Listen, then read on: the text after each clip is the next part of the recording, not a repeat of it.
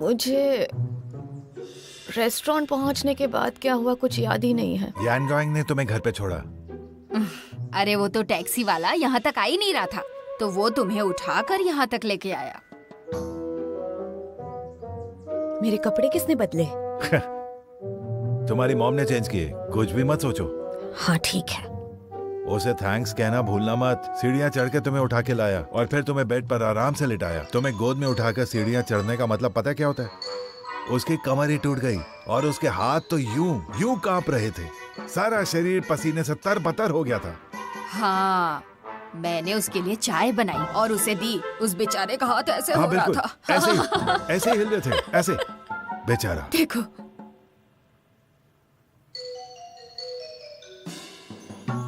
आप दोनों को ना टीवी के लिए ड्रामा लिखना चाहिए। बहुत अच्छा लिखोगे।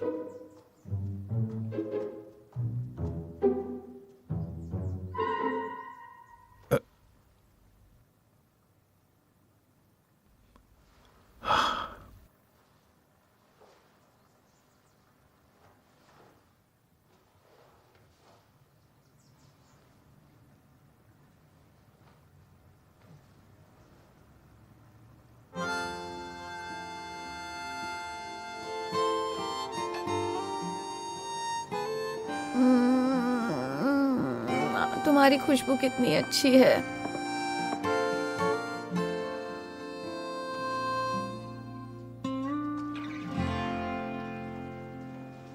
बॉस, आज वो मामा की मॉम जीलिंग मैम से मिलने आई थी। उन लोगों के बीच बहुत बातें हुई। जीलिंग मैम ने कहा कि ये एक बहुत ही जबरदस्त केस है, हमें ये जरूर लेना चाहिए। आपका क्या कहना है बॉस? मुझे तो लगता है, मुझे अपनी बात तो पूरी करने दीजिए बॉस, फिर बोलिए ना। ठीक है। हाँ, तो वो सोचती हैं कि ये बहुत अच्छा केस बिल्कुल है। नहीं। आप श्योर हैं? मैं ये नहीं लूंगा। क्या तुम्हें ये केस इंटरेस्टिंग लग रहा है? हाँ तो और क्या, कुछ करने को है ही नहीं इस केस में। एक माँ है जो गुस्सा करती है, एक बच्चा है जो उससे भागता रहता है, बस। और क्या है, अच्छे से निकल जाएगा बॉस। और तो और जीलिंग मैम को भी ये पसंद आ गया है। अच्छा ठीक है, मैं पूछ लूंगी उनसे। ठीक है, देखती हूँ कोई और दूसरा बेहतर केस होगा तो देखते हैं। तुम एक काम करो, सीधे जेलिंग के पास जाओ और उसे बताओ जो मैंने तुम्हें बताया। आप सच में ये चाहते हैं? हाँ, उन्हें बताना तुम्हें ऐसा लगता है। प्लीज बॉस, आप हमेशा मेरे साथ ऐसा करते हैं।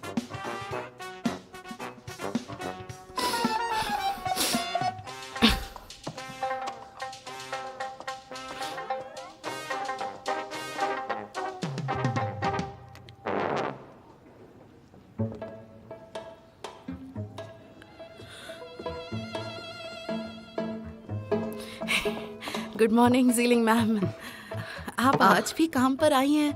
अरे, मैं काम पर क्यों नहीं आने वाली थी? नहीं, वो कल रात आपने ड्रिंक किया था ना, तो मुझे लगा रेस्ट कर रही होंगी। ये किसने कहा? मामा के केस में क्या तैयारी हो रही है वो बताओ। क्या है क्या उस केस में? हाँ, एक माँ है जो गुस्सा करती रहती है, एक बच्चा जो भागता रहता है, और है नहीं कुछ। बकवास। ये तुम क्या बोल रही हो? ऐसा किसी और ने कहा है। मैं चलती हूँ जीलिंग मैम। रुको, यांगवेंग से कहो मुझसे आकर मिले। Yes ma'am.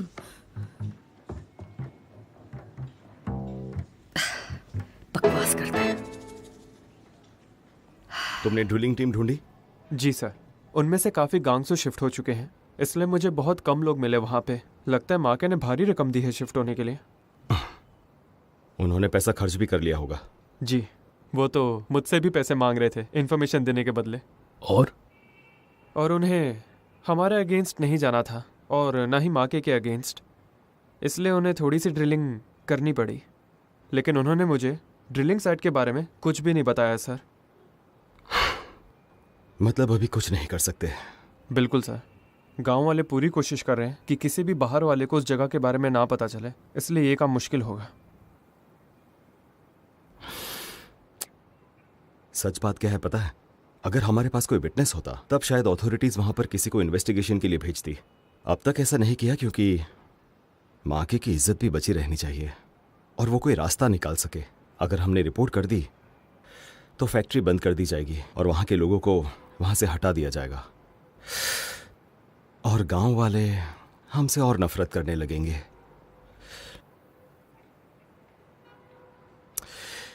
ये माके को कुछ समझ क्यों नहीं आ रहा? वो हमारे खिलाफ क्यों जाना चाहता है? हमें सॉलिड प्रूफ चाहिए। अगर एविडेंस है तो बिना अथॉरिटी के इन्वॉल्वमेंट के भी आपके लिए नेगोशिएशन करना आसान होगा। इस लेवल का गुनाह करने के बाद कोई ना कोई सबूत तो जरूर होगा। एक बार फिर कोशिश करके देखो। ऐसा हो सकता है कि माँ के सबूत मिटा रहा हो। मैं तब तक और इन्फॉर्मेशन कलेक्ट करता हूँ। ठीक है।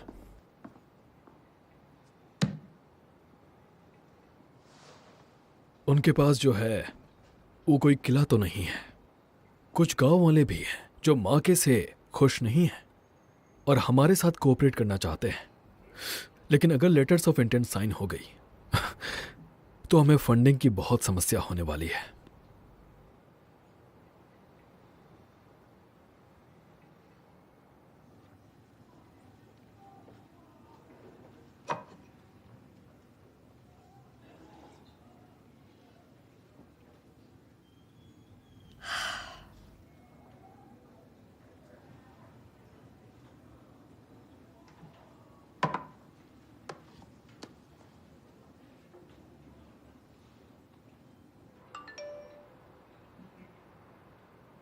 हमारी कंपनी कमर्शियल स्ट्रीट बेच रही है, ये बात शू को पता भी चल गई है।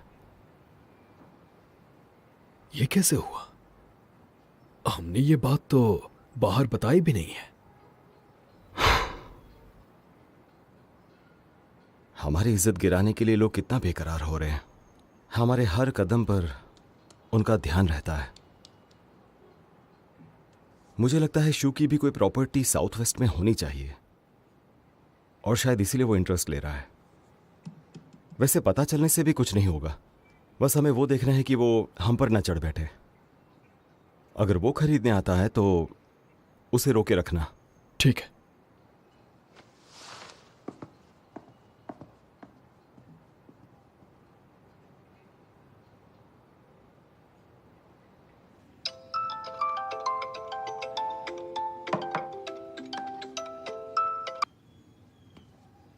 हेलो।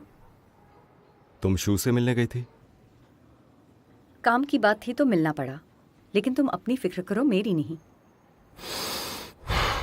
हो सके तो ऐसे आदमी से जितना दूर रहो उतना अच्छा।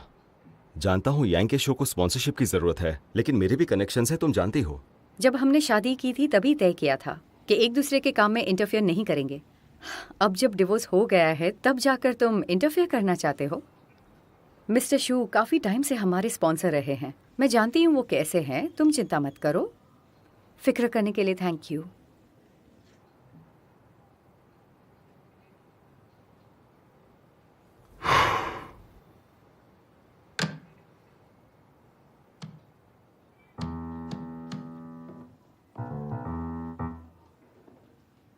ये लिंक अभी भी नशे में हो क्या? चलो तुम किसी को देखकर कुछ सीखे तो सही। मैं जाहौली की तरह थोड़ी कर रहा हूँ। मैं तो हमेशा से ऐसा ही था। मैं तो बस तुम्हारी चिंता करता हूँ। थोड़ी कॉफी पी लो। हाँ?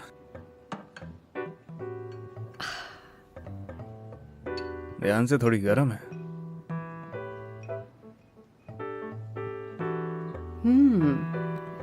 खुशबू तो अच्छी है।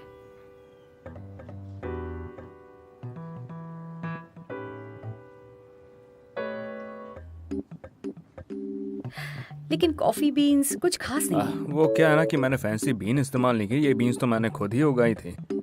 एक और जिप लेके देखो, मजा आ जाएगा। बहुत कमाल की है।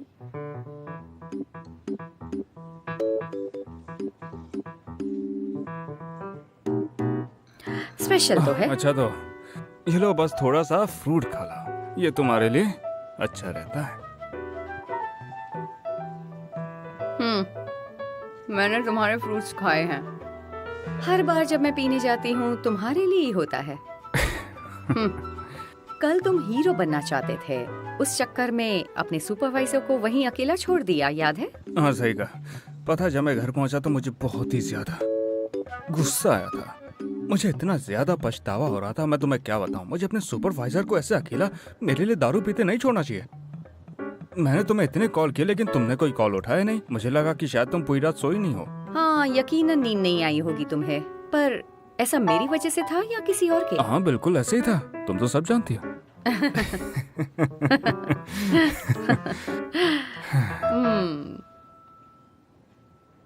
तो अब मुझे माओ माओ के केस के बारे में बताओ। ओह अच्छा, उसके बारे में तुमने अभी डिंगनिंग से बात किया ना? हाँ। देखो तुम्हें समझ आ ही गया होगा। देखो बात ऐसी है, पहली चीज ये है कि देखो ये बस बातों का केस है। कोई भी इसमें से कई सारे सामाजिक मुद्दे बड़े आराम से निकाल सकता है, मगर इसके बावजूद डिंगनिंग ने मुझे अपना ओपिनियन बताया और वो मुझे इतना कमाल का लगा। उसने तो कमाल की एनालिसिस की है। उसने इसमें इतने ज्यादा रियलिस्टिक ऑब्जर्वेशन ढूंढ निकाले जो कि शायद मैं भी नहीं कर पाता। वो तो मुझसे भी ज्यादा है और पता है, हो सकता है कि वो बिल्कुल सही है और मुझे उसकी बात सुननी चाहिए, मगर वो मुझसे पूछ रही है। तुम सही हो। हाँ? नहीं नहीं, मेरा मतलब है मैं डिंगनिंग की बात कर रहा हूँ। मैं ये बता रहा हूँ कि वो कितनी ज्यादा कमाल की है। उसकी चिंता तुम मत करो।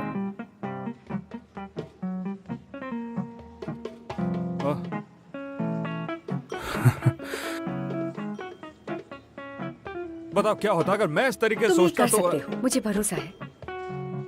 मैं तुम्हारे साथ हूँ।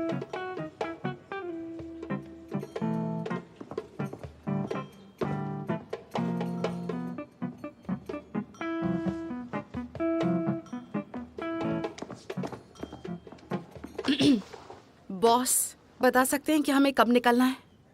किसके लिए? इंटरव्यूज के लिए। और किसके लिए? तुम्हें लगता है कि आज तो मुझे जाना ही होगा, है कि नहीं? मैंने बोला ना तुम जीलिंग को जाके बताओ। तुमने उससे क्या बोला? वही जो आपने मुझसे कहने को कहा। मैंने तुमसे कहा था तुम बताना कि तुम्हारा ओपिनियन है। बॉस, आप चाहें तो आप साथ ना चलें, लेकिन मैंने हमारे लीगल एडवाइजर को भी बुलाया है। तुम आखिर किसकी बात कर रहे हो? लिया वेंग? उसने रात को इतनी ज्यादा पीती, उसके बाद भी आ रही है? हाँ, पर वो फिर भी आएंगे। उनके कॉन्ट्रैक्ट में लिखा है कि उन्हें केस की शुरुआती प्रिपरेशन में होना होगा। ठीक है, तुम मुझे बता देना। तुम आज के लिए तो कहीं पर नहीं जा रही हो, समझी? जो तुमने कहा था उसके बारे में सोचो।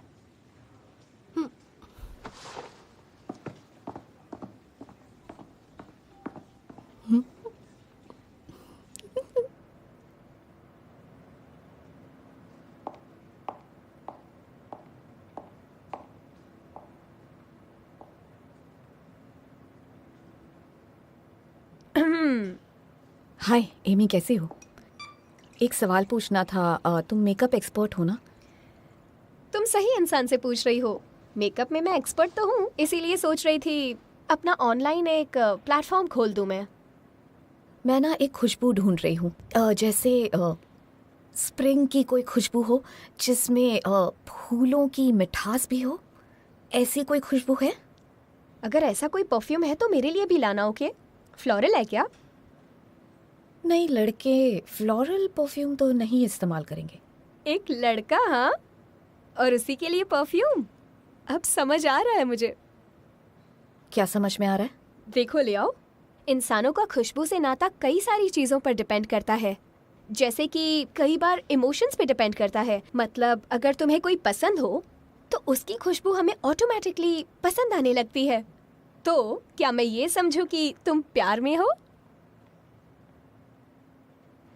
क्या बकवास कर रही हो? ऐसा कुछ भी नहीं होता, समझी? तुम्हें ही प्यार हुआ होगा। अरे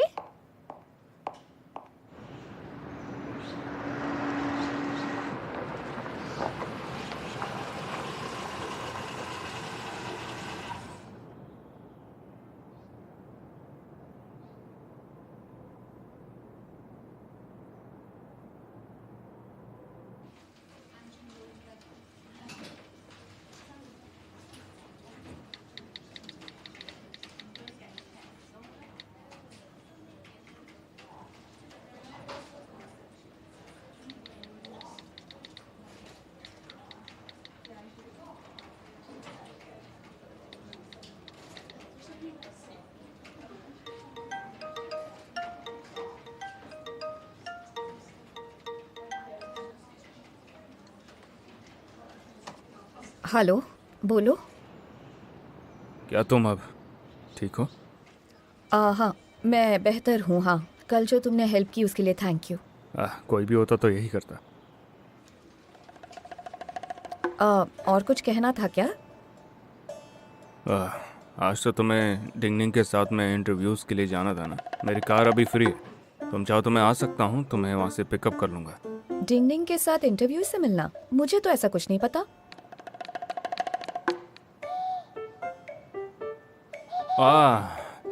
डिंगनिंग से शायद कोई गलती हो गई होगी। हमारे पास वैसे मीडिएशन के लिए एक रिक्वेस्ट आई थी, हमें इंटरव्यू के लिए जाना था, तो मैं सोचा मेरे पास कार है तो क्यों ना तुम भी साथ चलती बनो, क्योंकि हम तो पार्टनर्स हैं। मैं स्केड्यूल चेक करके बताती हूँ। हाँ, अच्छा ठीक है।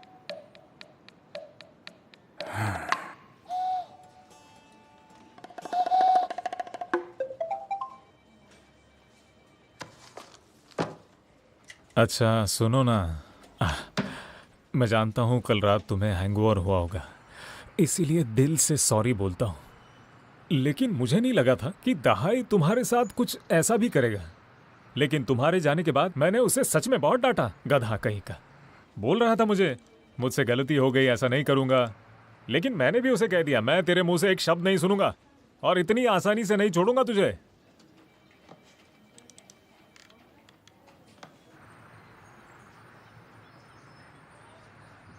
अरे सुनो ना, तुम मुझे इग्नोर क्यों कर रही हो? तुम कहो तो मैं वहां आकर तुमसे माफी मांगू?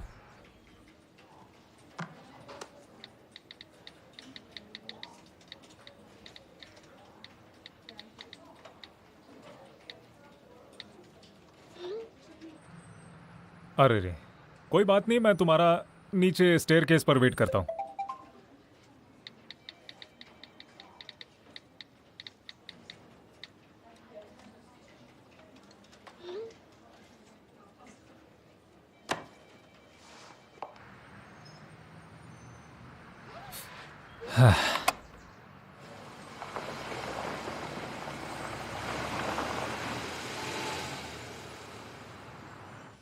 लॉयर चैन, आज मुझे कुछ कंसल्टिंग करने जाना होगा। मैंने तुम्हें कहा ना, मुझे हर चीज बताने की जरूरत नहीं है तुम्हें। नहीं, पर मुझे बताना था, मुझे आदत है।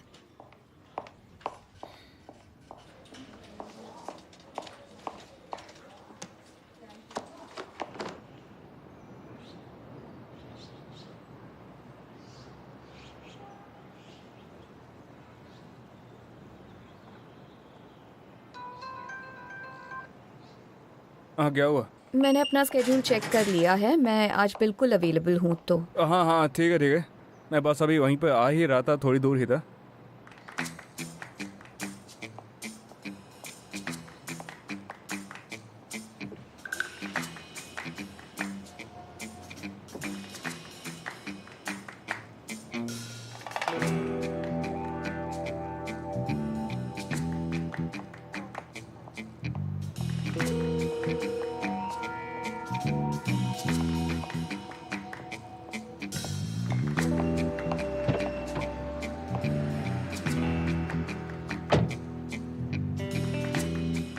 तुम ऑलरेडी यहाँ पहुँच गए थे?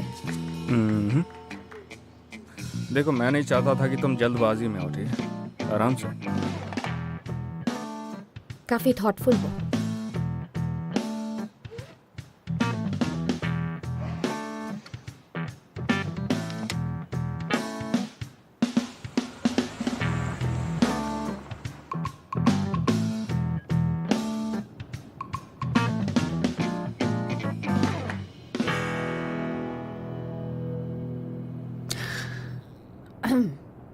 तो तुम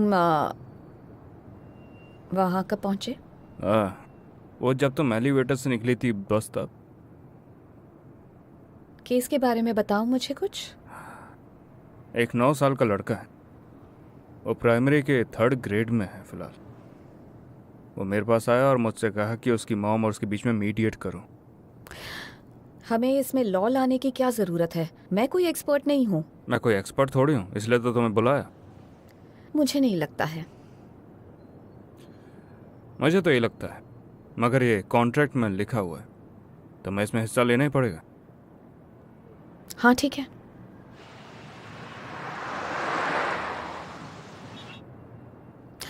तुम्हें कैसे पता चला मैं कहाँ रहती हूँ? मुझे लगा तुम पहले से जानती हो। बताओ ना। मैंने तुम्हारे डैड को कॉल किया था। तुम्हें मेरे डैड का नंबर कैसे मिला? तुम्हारे फोन को फिंगरप्रिंट से अनलॉक किया। ये कैसे किया तुमने?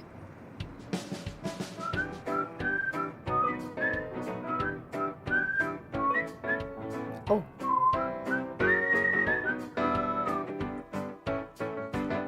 मैम, आपके तरीके कमाल के हैं। जैसे ही मैंने बॉस को बोला, उन्होंने आगे कुछ सुना ही नहीं, वो सीधे इंटरव्यू के लिए चले गए।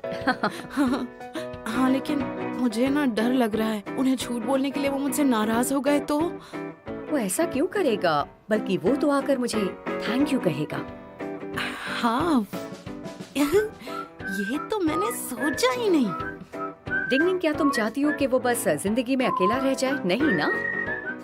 ऐसा नहीं है मैम, वो क्या है कि ये थोड़ा अनएक्सपेक्टेड है ना, और ओवरवेलमिंग भी। अब जाकर वो समझदार हो रहा है। इमेजिन 30 साल की उम्र में उसे मैच्योरिटी मिल रही है। अरे और खाओ ना। Thank you ma'am. बहुत स्वीट है ना?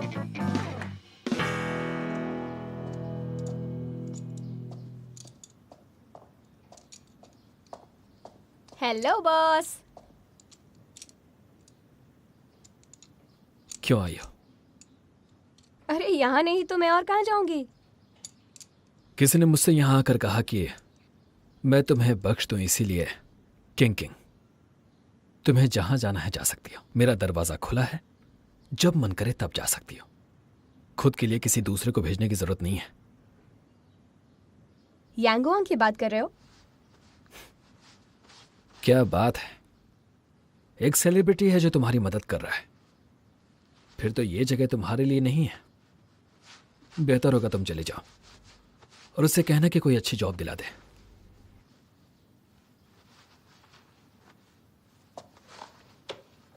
उसके हिसाब से तो यही मेरे लिए सबसे बेस्ट जॉब है।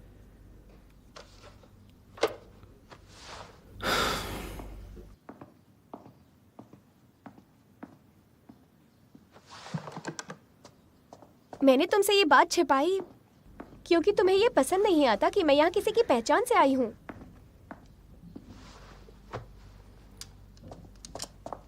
तो क्या हुआ कि मैं यहाँ फैंगाई की मदद से आई हूँ? यांग वांग मेरा भाई है और इसीलिए उसने मेरी हेल्प की।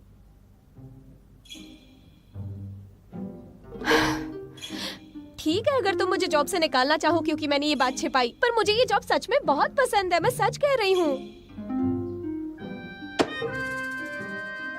तो वो तुम्हारा भाई है?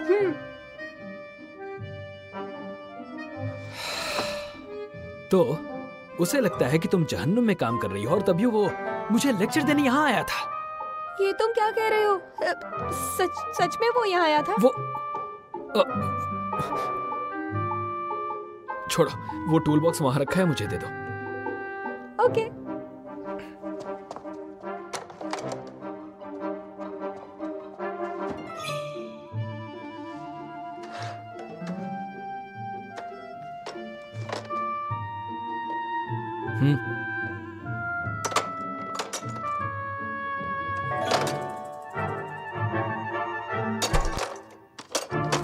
तुम्हारा मुंह इसलिए लटका हुआ है ना कि मैंने यांग वैंग को मिस्टर शू से कल रात मिलवाया। उन्होंने प्रॉमिस किया था कि वो द मैजिक ऑफ लव को स्पॉन्सर करेंगे, तो आप उन्हें दूसरे शो की तरफ स्विच होने के लिए क्यों फोर्स कर रही हैं? आपने कहा था ना आप पार्शल नहीं होंगी। साउली, क्या तुम्हें स्पॉन्सर्स की जरूरत है? नहीं है, मानता हूँ, पर बात वो नहीं है मैम। उन्होंने खुद इंटरेस्ट शो किया था तो मैं मना थोड़ी ना करूंगा, और आपने तो मुझे कभी उनसे मिलवाया तक नहीं। मैंने तुम्हें मिलवाया नहीं और तुम उनसे कभी मिलने नहीं गए, है ना? ऐसे पर्सनली तो नहीं गया, ऐसे ही एक दिन पार्टी में मिल गए थे वो मुझे सामने से, बस। साउली, तुम अभी बहुत यंग हो, ये बातें नहीं समझते हो। तुम्हें क्या लगता है उनके साथ कुछ ड्रिंक्स पीना या उनकी वाइफ के साथ चिकनी चुपड़ी बातें करने से हमें स्पॉन्सरशिप मिल जाएगी? ऐसा नहीं होता। मैंने जानबूझ के कुछ नहीं किया, उन्होंने खुद सामने से मुझे ड्रिंक्स पे इनवाइट किया था। मैंने तुमसे बहुत पहले ही कहा था कि मैं तुम दोनों के बीच में हमेशा फेयर रहूंगी। तुम्हारे पास इतने अच्छे अच्छे स्पॉन्सर्स हैं, हाँ, जो बहुत लाइवली है, ट्रेंडी हैं, वो तुम्हारे शो के लिए सही हैं, तुम्हें सपोर्ट भी करते हैं, फिर भी तुम मिस्टर शू पर ही अटके हुए हो। ये सोचो, अगर तुम्हारे स्पॉन्सर्स को ये बात पता चल गई तो क्या होगा? बात ठीक है आपकी, पर फिर भी मुझे लगता है कि आप... तुम अब भी बच्चे हो, छोटे से नादान बच्चे। शीशी एक नया मास्क डेवलप कर रहे हैं, क्या तुम्हें पता था? हाँ पता था, और वो उसे एंडोर्स करने के लिए एक सेलिब्रिटी को भी ढूंढ रहे थे, और मैं उनका फेस बनने के लिए तैयार हो गया था। फिर क्यों किसी को ढूंढ रहे थे? मैंने उससे बात की है, उनके नए प्रोडक्ट के लिए तुम अब भी उनकी पहली पसंद हो। अपने एजेंट से कहो सारी डिटेल्स उनसे डिस्कस कर ले। सच में? मैं जानता था आपके दिल में मेरे लिए एक सॉफ्ट कॉर्नर तो है। मुझे मस्का Yes. लगाना बंद करो और अपने काम पर जाओ। ठीक है, मैं चलता। Thank you so much.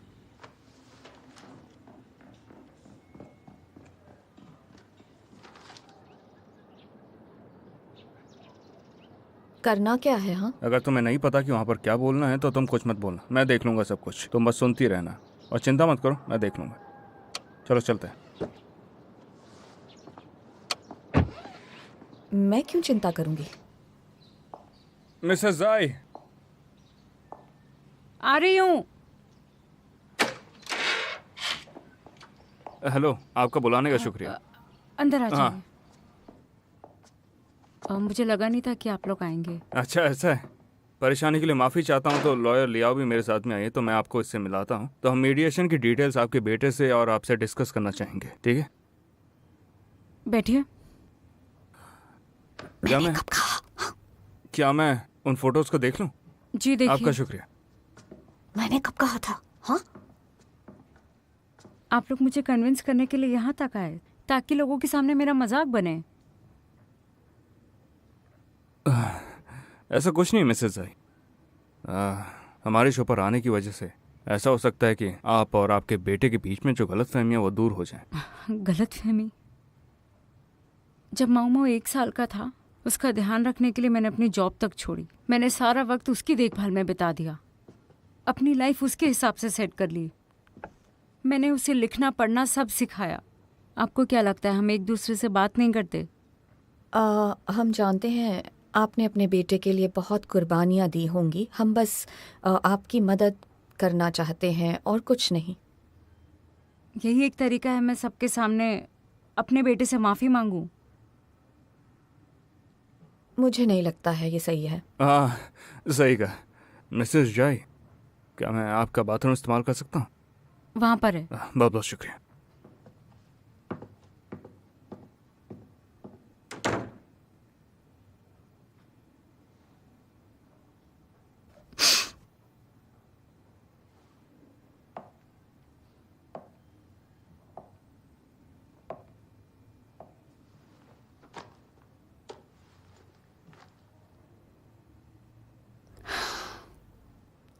Lawyer लिया, आपके बच्चे हैं? नहीं। फिर ये सब जो मेरे साथ हो रहा है वो आप नहीं समझेंगी। वैसे मेरे बच्चे तो नहीं हैं, पर मैंने पेरेंटिंग पे बुक्स ज़रूर पढ़ी हैं। उसमें ऐसा लिखा था कि हमें अपने बच्चों के साथ दोस्तों जैसा बर्ताव करना चाहिए। शायद शो पर आना इतनी बुरी बात भी नहीं होगी। वैसे हम मिलकर सब सुन सकते हैं और समझ सकते हैं कि आप दोनों को कैसा महसूस हो रहा है। आपने कभी सुना है हम अपने फ्रेंड्स चुन सकते हैं पर अपने बच्चे नहीं चुन सकते? हम अपने फ्रेंड्स के फ्यूचर की जिम्मेदारी नहीं लेते पर अपने बच्चों की जिम्मेदारी लेते हैं। मामू 9 साल का हो गया है पर वो अभी भी मेरी जिम्मेदारी है।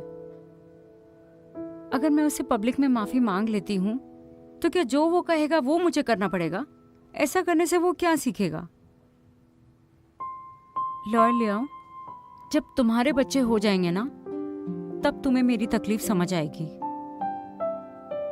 आप बिल्कुल सही कह रही हैं। Thank you so much.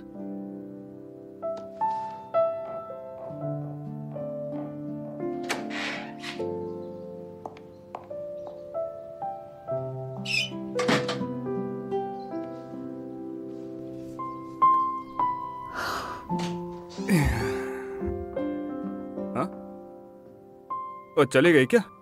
हाँ। उसके लिए माफी चाहता हूँ। मिसेस जाई, देखिए मैं आपको समझता हूँ।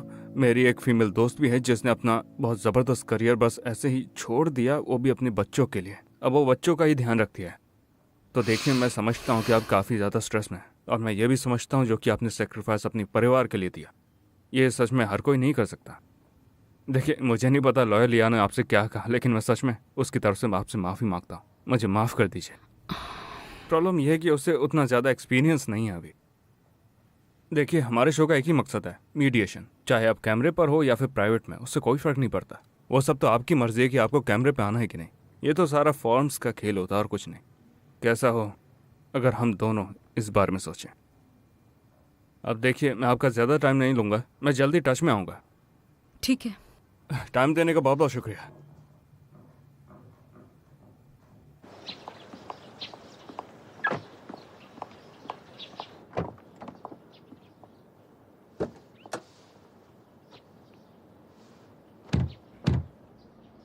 तुम बहुत ही अजीब किस्म के इंसान हो। यहाँ आते वक्त कह रहे थे कि फिक्र मत करो, मैं मैनेज करूँगा, और जैसे ही दरवाजे के अंदर पैर रखा तुम अंदर कहीं चले गए और सारी बातें मैंने की।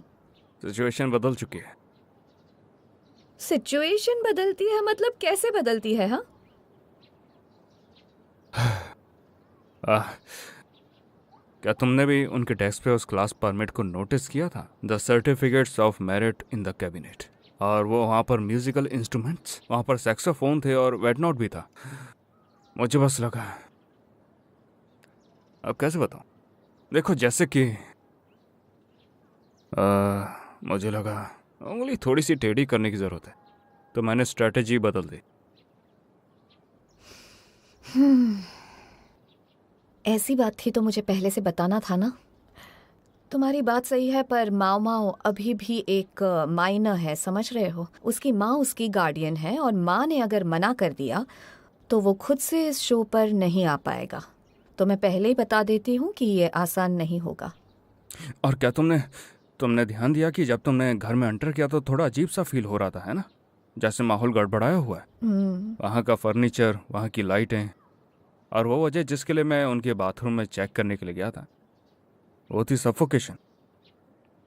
मुझे तो उस बच्चे पर अब दया आ रही है। उसकी तो सारी की सारी छुट्टियां इस तरह के टॉर्चर भरी क्लासों में गुजरती होंगी, और बाकी एक्स्ट्रा करिकुलर एक्टिविटीज़ भी तो हैं। उसे तो टाइम ही नहीं मिलता होगा, और इन्हीं चीज़ों ने उसे मजबूर किया हमारे पास आने के लिए। सिर्फ उसके लिए ही नहीं, सोचो तो उसकी माँ को भी बहुत मुश्किल हो रही है। उन्होंने एक अच्छी यूनिवर्सिटी से ग्रेजुएट किया, इंश्योरेंस कंपनी में मिड लेवल मैनेजर रह चुकी हैं, बहुत सारे अवार्ड्स भी जीत चुकी हैं वो, और उन्होंने माओ माओ के लिए सब कुछ छोड़ दिया है और पूरी तरह से बस फैमिली का ख्याल रख रही हैं। उन्होंने ये सब कुछ सिर्फ अपने बेटे के लिए किया है। थोड़ा ज़्यादा कर दिया हाँ, लेकिन प्यार के नज़रिए से सही है। ऐसा मुझे नहीं लगता। सबसे पहले उन्होंने ये सब कुछ किया अपने बेटे के लिए अपनी मर्जी से, और माओ माओ कहता है कि उसे ये सब कभी चाहिए ही नहीं था। उन्होंने कभी जाना ही नहीं कि उनका बेटा आखिर क्या चाहता है। पर यांगवांग, दुनिया में एक बच्चे को लेकर आना क्या सबसे बड़ी चीज नहीं होती है? तुम्हें ऐसा नहीं लगता? उन्होंने अपने बच्चे को इस दुनिया में लाकर एक रिस्पॉन्सिबिलिटी अपने सर पे ली। हाँ, उन्होंने कुछ ज्यादा ही कर दिया, मैं मानती हूँ, पर वो गलत भी नहीं है ना। उन्होंने प्यार में किया ये सब। गलत नहीं है सच में। कोई माँ इतना क्या गलत कर सकती है कि बेटा माफ ना कर सके?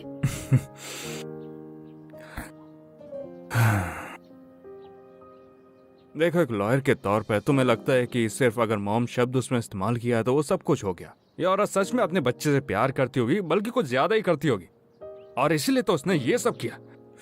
अगर इतना ही प्यार करना है तो अपने पति के साथ में अम्ब्रेला के नीचे क्यों नहीं करती? हाँ, इस दुनिया में कोई माँ नहीं होती जो अपने बेटे से प्यार नहीं करती है। कोई भी नहीं। देखो, जब तुम पहली बार मुझे मिली थी ना, तो तुम मेरे घर पे लेटर देने आई थी, तुम्हें याद होता।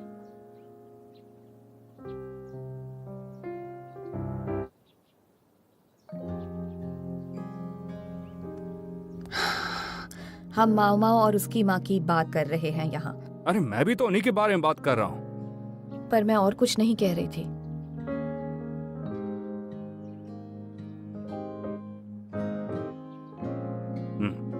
तुम्हारी इस प्रॉब्लम को तुम ही सुलझा सकते हो।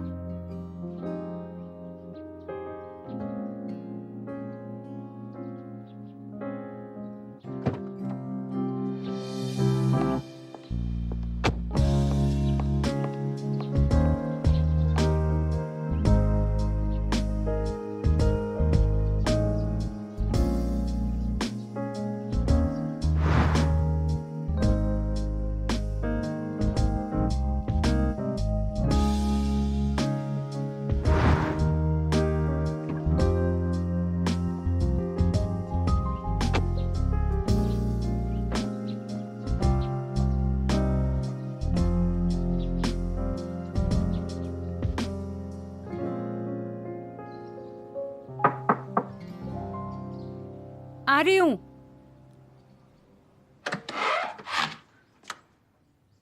परेशानी के लिए अब आपसे फिर माफी यहाँ? चाहूंगा। अंदर आपको आइए ना। परेशान नहीं करना चाहता था। अंदर आइए। नहीं जाने दो, हम यहीं पे बात करते ना। अच्छा, मैंने आपके डेस्क पे एक बुक रखी हुई देखी थी, वो जैंग वैंग की है। आप उन्हें जानते हैं क्या? मैंने उनके बारे में काफी सुना है। उन्होंने अपने बेटे की बहुत अच्छी परवरिश की है। दोनों माँ बेटे में बहुत अच्छी अंडरस्टैंडिंग भी है। वो हर माँ के लिए आदर्श हैं। तो आज की रात आप उसकी क्लास अटेंड करेंगे? बिल्कुल, मैं ज़रूर जाऊंगी। वो बहुत अच्छे हैं। उन्होंने अपना कैफ़े भी खोला है ताकि मेरी जैसी माएँ वहाँ जाके उनसे सवाल पूछ सकें। मैं भी वहाँ जाकर अपने बेटे के बारे में सवाल पूछना चाहती हूँ। हाँ, समझ गया। क्या आप मेरा काम कर सकती हैं? एक रिक्वेस्ट है। हाँ, ज़रूर। हे, सुनो किंग, मुझे तुमसे शिव को वापस लाने के बारे में डिस्कशन करना था। कुछ हुआ है क्या? हाँ ना, वो स्टूडियो के रेंट के बारे में बात करनी है, क्योंकि आई मैडम ही कब से रेंट पे कर रही हैं।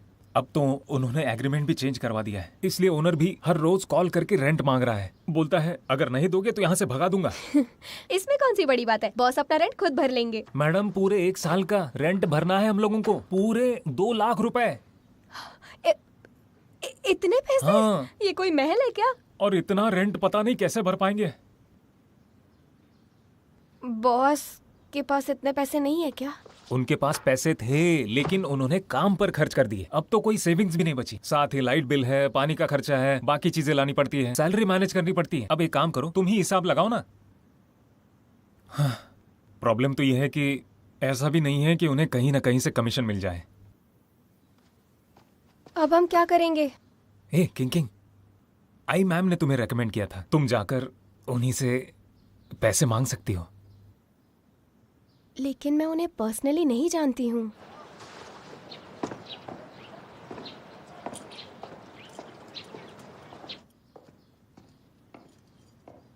हाँ, जानता हूं तुम पर्सनली उन्हें नहीं जानती हो, लेकिन एक काम करो ना, जाकर उनसे बात तो करो। किसी से बात करने की जरूरत नहीं है, हम इससे सस्ती जगह पर जाएंगे। लेकिन सर, एक डिसेंट स्टूडियो के लिए तो ऐसा करना ही पड़ेगा। अच्छी चीजों की वजह से ही बड़े लोग यहाँ आते हैं। छोटे स्टूडियोज में ही हमारी गिनती हुई तो। ये किसने कहा कि छोटे स्टूडियोज अच्छे नहीं होते? और वैसे भी मैंने उनसे कब आने के लिए कहा? क्या तुम 3 दिन में कोई अच्छी जगह ढूंढ सकती हो जो अच्छी हो लेकिन ज्यादा महंगी ना हो? क्योंकि मेरी जो भी सेविंग्स थी उनसे इक्विपमेंट ले लिया है। ठीक है, मैं पूरी कोशिश करूंगी बॉस।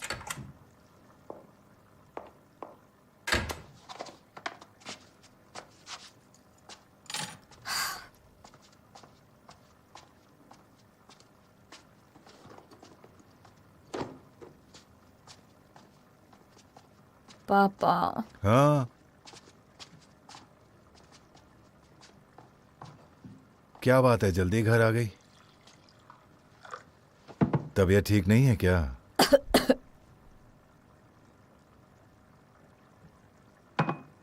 ऐसी बात नहीं है। दिमाग में एक ही बात घूमती रहती है, यांग वांग चल रहा है ना? मैं आज उसके साथ बाहर गई थी। तो प्यार में पहल किसने की? गेस करो। यांग वांग। क्या सोच रहे हैं आप? ऐसा कुछ नहीं है। हाँ, हम एक इंटरव्यूई को मिलने के लिए गए थे एक साथ। तुम दोनों मिलके एक साथ काम कर रहे हो, मुझे अच्छा लगा। प्यार की शुरुआत ऐसे ही होती है। वैसे वहाँ हमने मीडिएट करने की कोशिश की, एक माँ और एक बेटे के बीच। ओफो, लगता है किसी दुखती नब्ज पर हाथ रख दिया तुमने। नहीं, बात सिर्फ इतनी सी नहीं है। जैसे ही माँ शब्द हमारे बीच में आ जाता है, हमारे बीच की बात बिल्कुल बिगड़ जाती है। तो फिर ये बात चलाई क्यों तुमने?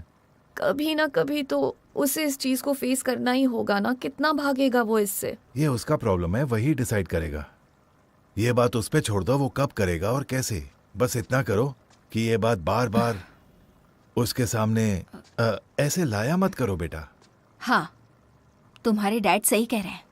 मेरी बात सुनो, तुम देख रही हो ना उसकी माँ का केस। वो केस बार बार तुम दोनों के बीच में आ जा रहा है और उसको बगैर सॉल्व किए तुम लोग एक नॉर्मल रिलेशन में नहीं रह सकते। आप क्या कह रही हैं? कुछ भी मत कहिए।